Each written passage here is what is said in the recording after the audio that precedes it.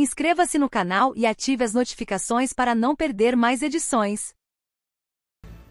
A primeira turma do Supremo Tribunal Federal começou hoje o julgamento da denúncia contra o ex-presidente Jair Bolsonaro e mais 7 pessoas. O dia amanheceu com a segurança reforçada no Supremo Tribunal Federal. O ex-presidente Jair Bolsonaro foi o único denunciado a acompanhar pessoalmente o julgamento. Sentou na primeira fila. E às 9h46, o presidente da primeira turma, ministro Cristiano Zanin, abriu a sessão. Em pouco menos de meia hora, o ministro Alexandre de Moraes leu o relatório da denúncia contra o núcleo crucial da organização criminosa que atuou, de acordo com a PGR, de forma lesiva contra a ordem democrática. A ação coordenada foi a estratégia adotada pelo grupo para perpetrar crimes contra as instituições democráticas, os quais não seriam viáveis por meio de um único ato violento. Em seguida, o Procurador-Geral da República apresentou os argumentos da denúncia contra o grupo. Paulo Gonet destacou que o grupo formou uma organização criminosa com o objetivo de manter Jair Bolsonaro no poder. A denúncia retrata acontecimentos protagonizados pelo agora ex-presidente da República, Jair Bolsonaro, que formou, com outros civis e militares, organização criminosa que tinha por objetivo gerar ações que garantissem a sua continuidade no poder, independentemente do resultado das eleições de 2022. A organização tinha por líderes o próprio presidente da República e o seu candidato a vice-presidente, o general Braga Neto. O PGR listou em detalhes e em ordem cronológica todos os acontecimentos que culminaram no dia 8 de janeiro de 2023. Entre eles, os ataques de Bolsonaro às urnas, a reunião ministerial de 2022, quando se falou sobre o uso da força, os acampamentos em frente aos quartéis e operações da Polícia Rodoviária Federal no segundo turno da eleição para dificultar o acesso de eleitores de Lula às urnas. Gonet também lembrou o plano chamado de Punhal Verde e Amarelo. As investigações revelaram a aterradora operação de execução do golpe, em que se admitia até mesmo a morte do presidente da República e do vice-presidente da República eleitos, bem como de ministro do Supremo Tribunal. O plano se desdobrou em minuciosas, requintadas e perniciosas etapas. Tinha no Supremo Tribunal Federal o alvo a ser neutralizado. Depois foi a vez dos advogados de defesa falarem, um de cada vez, seguindo a ordem alfabética dos denunciados.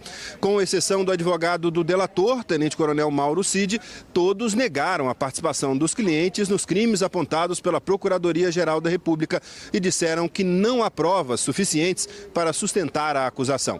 A maioria afirmou que a delação de Mauro Cid não tem validade e que não teve acesso à íntegra das provas reunidas no processo. O primeiro foi o do ex-diretor-geral da ABIN e atual deputado federal Alexandre Ramagem, do PL. Paulo Renato Garcia Sintra Pinto negou a existência de uma ABIN paralela para sustentar a trama golpista e disse que o delator Mauro Cid não deu relevo à participação de Ramagem na organização. São indícios extremamente tímidos, singelos, da prática de um crime muito grave, da efetiva atuação do denunciado na construção de uma mensagem deletéria às urnas eletrônicas, porque tudo que há na denúncia, com base naquilo que foi colhido pela autoridade policial, são 3 arquivos de texto e nada mais. Depois falou o advogado do almirante Almir Garnier Santos, ex-comandante da Marinha. Demóstenes Torres afirmou que a denúncia não aponta de que forma o almirante teria contribuído para os ataques golpistas de janeiro.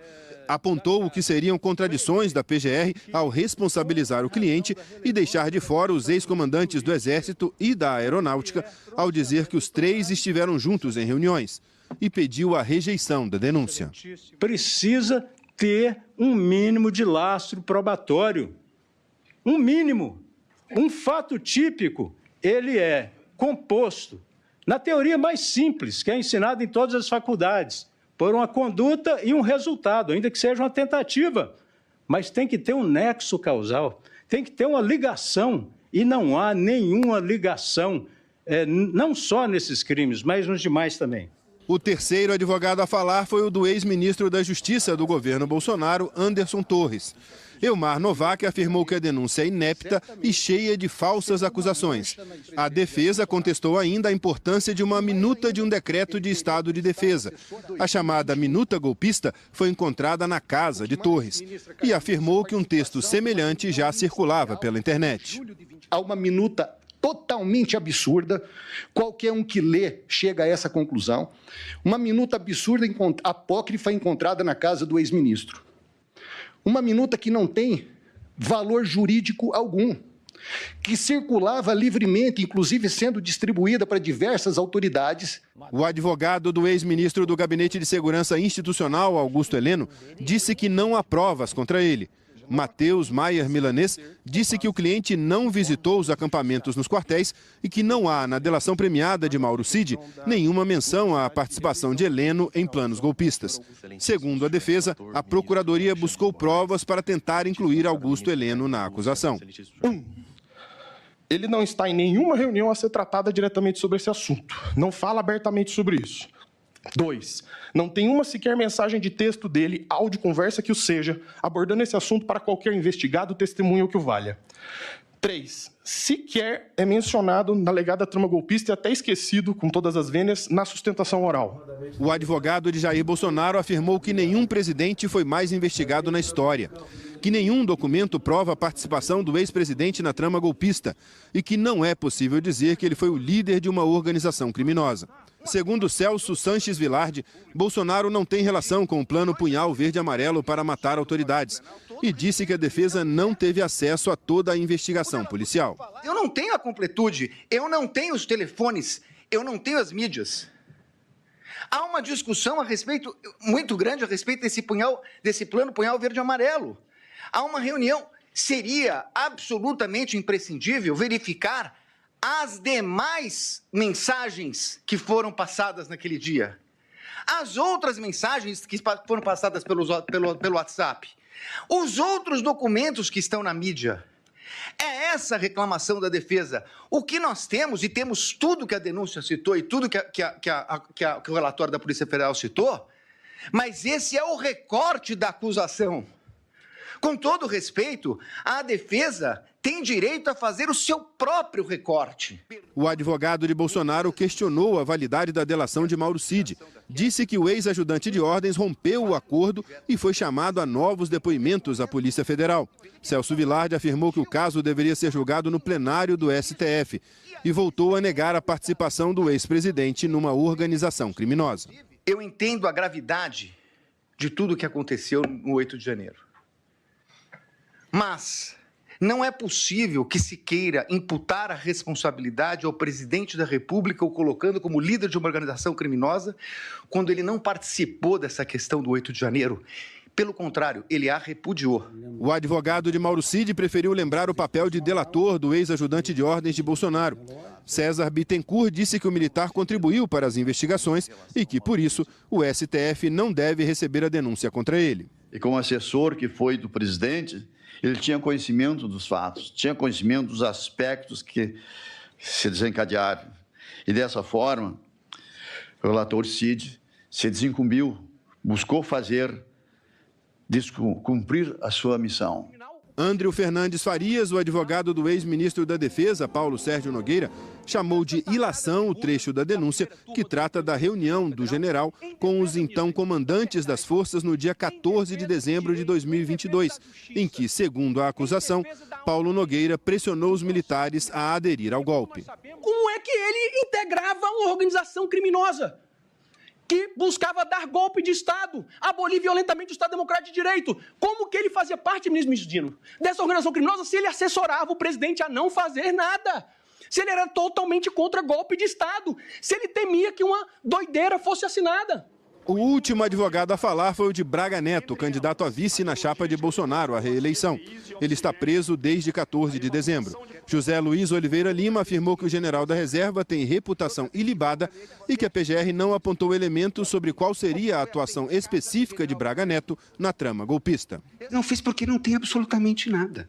Eu quero dizer a Vossas Excelências que Braga Neto não teve qualquer participação, qualquer relação com os fatos de 8 de janeiro. O colaborador Cid, que mente, e mente muito, Braga Neto não participou da elaboração de qualquer plano que atentasse contra o Estado Democrático de Direito, que atentasse contra a vida de um presidente da República, de um vice-presidente da República e do eminente relator. Braga Neto é inocente. Depois do almoço, os ministros retomaram o julgamento para avaliar 5 pedidos das defesas. Alexandre de Moraes abriu a análise das chamadas preliminares com o pedido de afastamento dele e dos ministros Flávio Dino e Cristiano Zanin. O relator ressaltou que o próprio plenário do Supremo já havia rejeitado a posição das defesas, que consideraram os 3 parciais.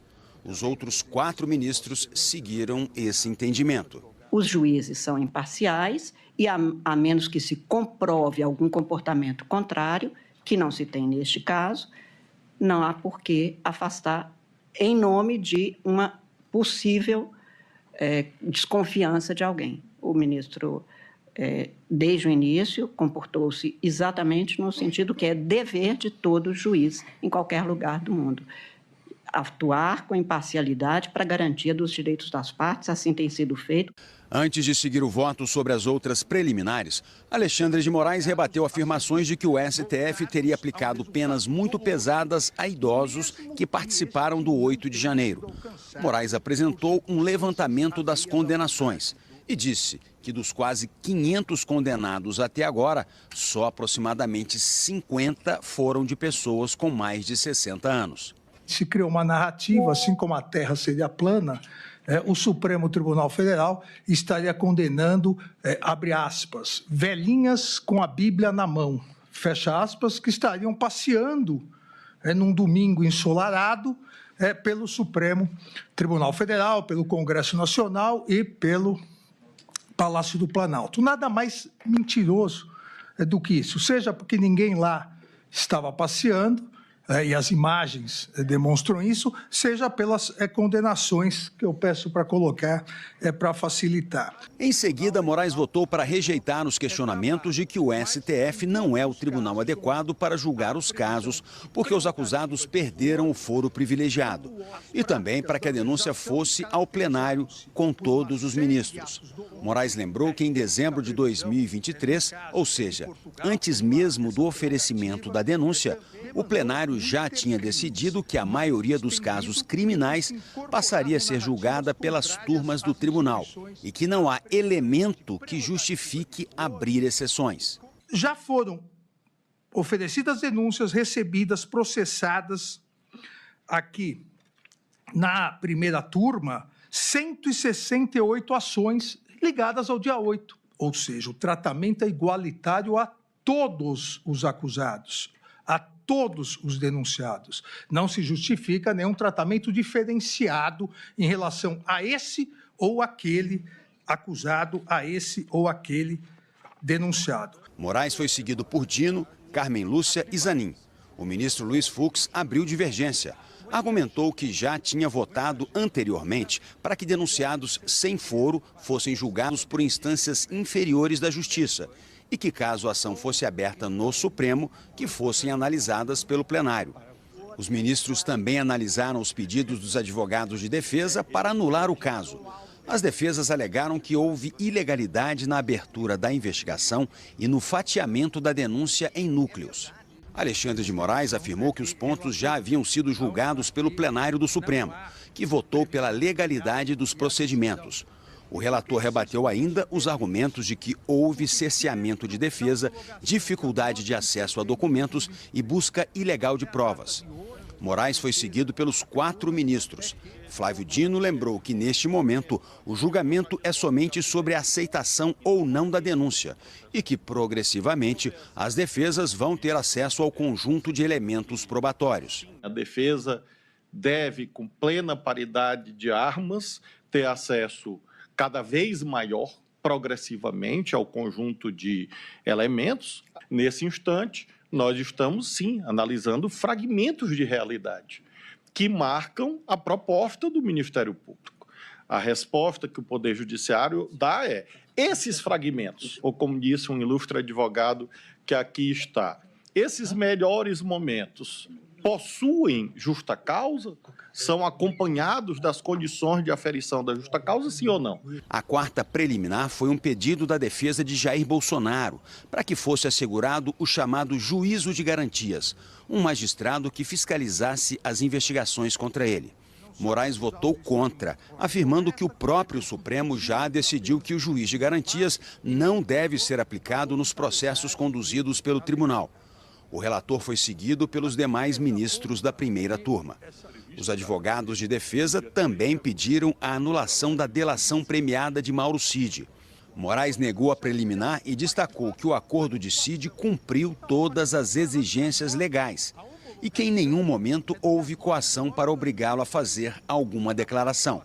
O relator foi seguido pelos outros 4 ministros. Os ministros Luiz Fux e Cristiano Zanin lembraram que a análise sobre a veracidade de uma delação só é feita depois do recebimento da denúncia e que a delação é somente o ponto de partida para a obtenção de provas. A delação ela tem eficácia quando se verifica se procedem aquelas afirmações em relação ao momento final do processo. Mas vejo com muita reserva 9 delações de um mesmo colaborador, cada hora acrescentando uma novidade. De sorte que, em se tratando desse momento, eu me reservo o direito de avaliar no momento próprio digamos assim, legalidade, a eficácia dessas delações sucessivas. Mas acompanho no sentido de que não é o momento de se decretar nulidade. Foi dito que o colaborador teria mentido. Essa é uma possibilidade real, mas que terá que ser verificada se houver o recebimento da denúncia no curso da instrução. O colaborador vai ser ouvido em juízo, vai poder ser questionado pelas defesas, se houver a instauração da ação penal, e aí é que será o momento oportuno de se aferir a credibilidade ou não daquilo que foi dito e mais, a eficiência ou não dessa colaboração, inclusive para o deferimento dos benefícios previstos em lei. Depois do julgamento das preliminares, o julgamento foi suspenso. Na manhã desta quarta-feira, os 5 ministros da primeira turma vão decidir se aceitam ou não a denúncia da PGR contra os 8 acusados. O primeiro a votar será o relator, Alexandre de Moraes. No início da noite, numa rede social, Jair Bolsonaro se queixou da mudança no regimento interno do STF, que fez com que ações penais originárias tramitassem nas turmas. Lembrou também a ampliação da competência do Supremo 2 semanas atrás para alcançar réus que não exerçam mais função pública e afirmou que as garantias inerentes ao foro incluiriam o julgamento pelo plenário no caso de crime comum cometido pelo presidente da República. O ex-presidente escreveu, abre aspas, o momento conveniente dessas alterações mostra que a regra foi criada para mim e depois de mim poderão mudar novamente. Fecha aspas. O STF declarou que não vai comentar e que os questionamentos das defesas dos acusados estão sendo respondidos no julgamento. Captúralo todo. Con Orange y los nuevos Xiaomi 15 series con cámara Leica. Para una fotografía de élite. Y llévate esta Xiaomi Pad 7 de regalo.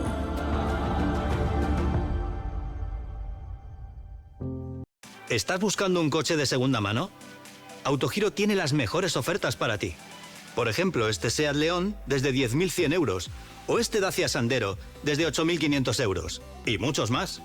En Autogiro encontrarás más de 2.000 coches de segunda mano a los mejores precios. Todo revisado y reacondicionado y además con un año de garantía gratis. Encuentra tu coche ahora en autogiro.com, en nuestra app o en uno de los Autogiro Center. Julgamento da denúncia. A seguir, o governo americano anuncia que Rússia e Ucrânia concordaram com o cessar-fogo no... O governo americano anunciou que russos e ucranianos aceitaram a proposta de um cessar-fogo no Mar Negro. A Casa Branca diz que Estados Unidos e Ucrânia concordaram em garantir uma navegação segura, eliminar o uso da força e impedir o uso de embarcações comerciais para fins militares no Mar Negro. É o mar que banha parte da Crimeia, uma zona estratégica comercialmente para os dois países. O governo americano também sinalizou para a Ucrânia que vai ajudar a concretizar a troca de prisioneiros de guerra, a libertação de civis detidos e o retorno de crianças ucranianas deslocadas à força. O documento fala ainda na proibição de ataques contra instalações de energia da Rússia e da Ucrânia. Mais uma vez, a Casa Branca foi generosa com Vladimir Putin. O governo americano prometeu ajudar a Rússia a normalizar as vendas de grãos e fertilizantes, hoje sob sanções internacionais. A Rússia falou que só vai implementar o acordo depois que as sanções forem suspensas. Já o presidente da Ucrânia, Volodymyr Zelensky, disse que a trégua no Mar Negro e nos ataques à infraestrutura de energia entraram em vigor imediatamente. Essas declarações contraditórias deixam meio mundo com o pé atrás. Até porque, em outros momentos, o governo americano anunciou avanços nas negociações que não foram respeitados. E segue a mobilização aqui na Europa por uma trégua não só mais ampla, mas duradoura entre Rússia e Ucrânia. Amanhã, o presidente da França, Emmanuel Macron, que vem tentando assumir um protagonismo nas negociações aqui na Europa, vai receber em Paris o presidente da Ucrânia, Volodymyr Zelensky. O governo Donald Trump está tentando apagar um incêndio. O escândalo provocado pelo compartilhamento de planos americanos de guerra num aplicativo de mensagens e com um jornalista incluído por engano no grupo. O Comitê de Inteligência do Senado tinha uma audiência marcada para discutir ameaças estrangeiras, mas mudou o foco depois que o jornalista Jeffrey Goldberg, da revista Atlantic, revelou ontem que foi incluído por engano no grupo de mensagens de autoridades do governo. Entre elas, o vice-presidente J.D. Vance e o secretário de Estado Marco Rubio. Segundo o jornalista, no grupo de aplicativo, o secretário de Defesa, Pete Hegseth, postou os planos detalhados da ofensiva americana contra rebeldes hutis no Iêmen. Ele enviou as informações 2 horas antes dos ataques, no último dia 15.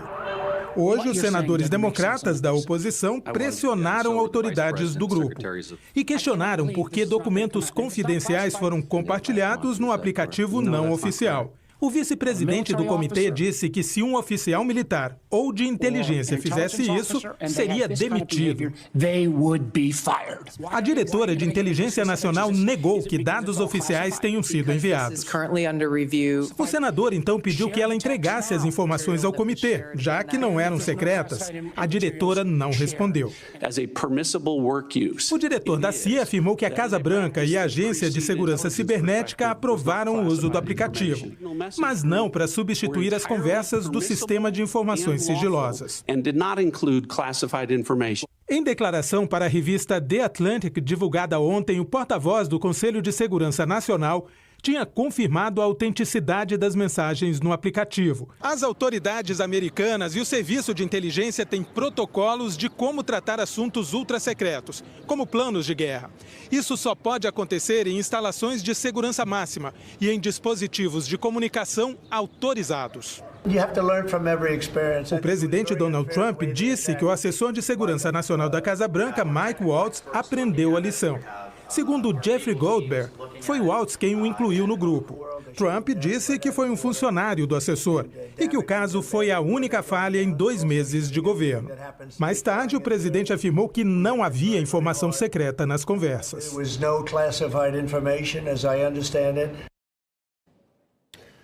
Israel libertou hoje o cineasta palestino Hamdan Balal. Ele disse que foi vendado e espancado depois de gravar o ataque de colonos judeus a uma vila na Cisjordânia. Israel afirmou que Balal era suspeito de atirar pedras em policiais que tentavam controlar um confronto de palestinos e colonos. No início do mês, o cineasta ganhou o Oscar com o documentário Sem Chão. As Forças Armadas de Israel anunciaram que vão investigar o ataque por engano a um prédio da Cruz Vermelha na faixa de Gaza. A organização humanitária declarou que não houve feridos. Em Jerusalém, manifestantes voltaram a exigir que o Congresso e o governo priorizem a libertação dos israelenses sequestrados pelo Hamas. A seguir, Brasil e Argentina pelas eliminatórias da Copa.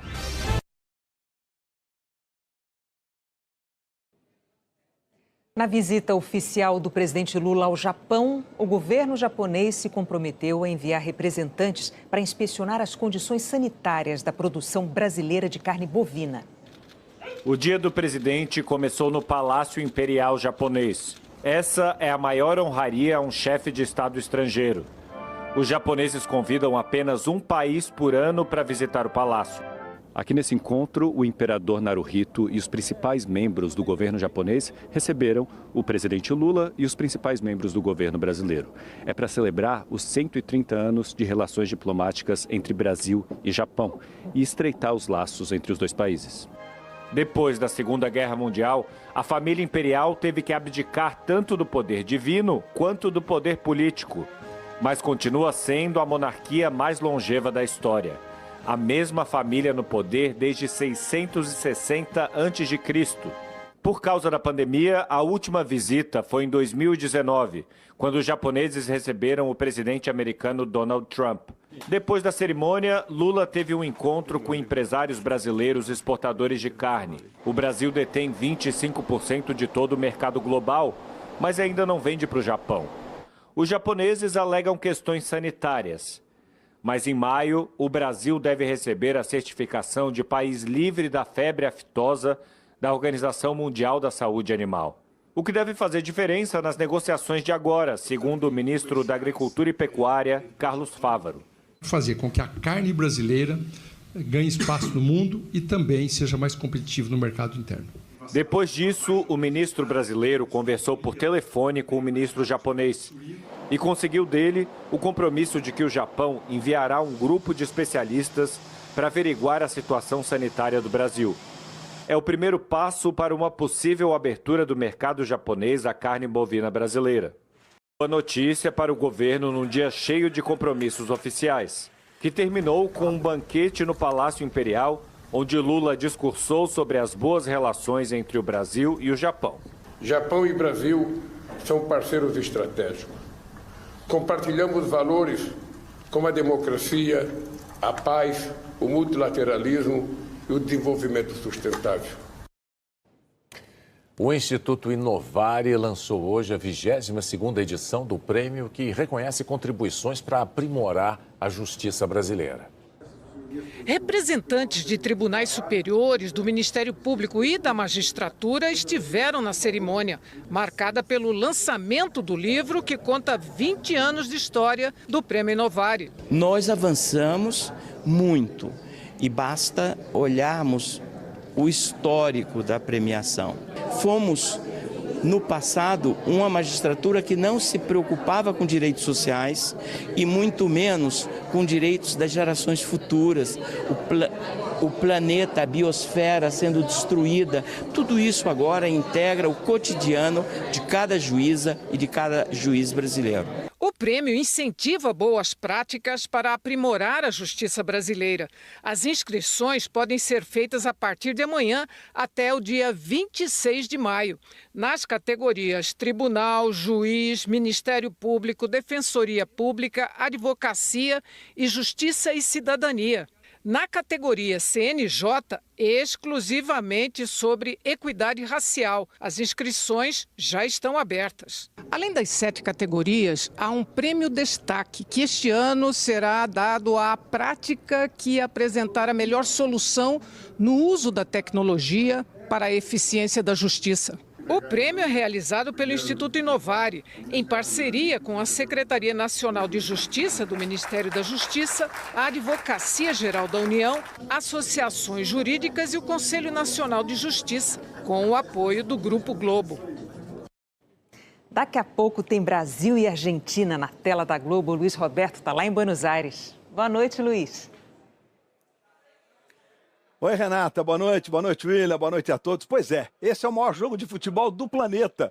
É noite de Argentina e Brasil, aqui em Buenos Aires com 20 graus de temperatura e um palco para lá de especial. O Estádio Monumental de Nunes tem capacidade agora, depois das obras, para 85 mil pessoas. E a torcida argentina esgotou os ingressos e está comemorando a classificação do time matematicamente para a próxima Copa, após o empate entre Bolívia e Uruguai. O time brasileiro chegou agorinha há pouco aqui ao Estádio Monumental de Nunes. A gente tem imagens da nossa delegação chegando e o técnico Dorival Júnior vai fazer 6 modificações no time. O Dorival, claro, que conta com seu trio ofensivo, estrelas da companhia. O Rodrigo, do Real Madrid, o Rafinha, do Barcelona e o Vinícius Júnior, que fez o gol da vitória contra a Colômbia, chegando aí. Agora há pouco nós tivemos campeões mundiais no campo aqui, regendo a torcida. Do lado argentino, o Rodrigo De Paul, ali à esquerda, e o Paredes. Eles fazem sempre isso. Rodrigo De Paul que está de volta ao time. Futebol na Globo é logo depois de Mania de Você. Renata, William. Combinado, Luiz. E o Jornal da Globo é depois do BBB. Boa noite para você. Boa noite, até amanhã. Inscreva-se no canal e ative as notificações para não perder mais edições.